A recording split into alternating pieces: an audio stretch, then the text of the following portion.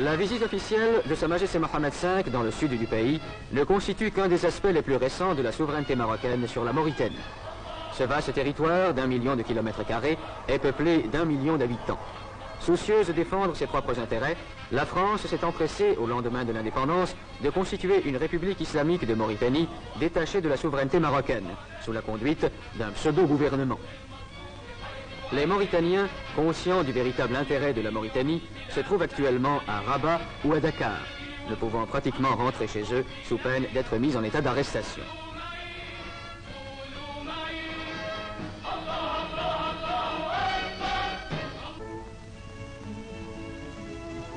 Le gouvernement leur a confié des postes importants.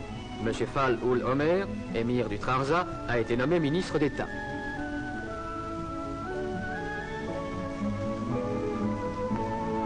Une importante délégation mauritanienne ira défendre devant l'ONU la thèse marocaine.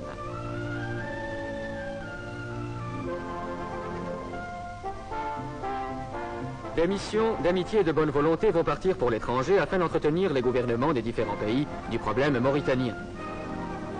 M. Alal El-Fassi, président du parti de l'Istiklal, parcourra l'Asie. La délégation, présidée par M. Abdelkbir El-Fassi, ambassadeur du Maroc en Allemagne fédérale, visitera tous les pays d'Afrique équatoriale et occidentale. M. Balafrège, ancien président du Conseil, se rendra en Europe. M. Abdelkhalek Torres, ministre de la Justice, se rendra en Amérique du Sud et en Amérique centrale.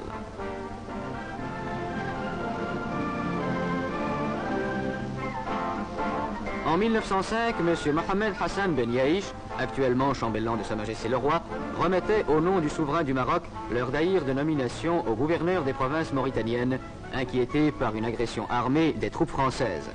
D'autres témoins vivants subsistent. Des documents diplomatiques irréfutables ont été réunis qui attestent la souveraineté marocaine sur les territoires sahariens. Le problème des frontières sur lequel le gouvernement de Sa Majesté n'a cessé de revenir depuis l'indépendance doit être réglé dans le sens de l'équité. La côte atlantique marocaine s'étend de Tanger à Saint-Louis du Sénégal. La Mauritanie tout entière fait partie intégrante du territoire marocain.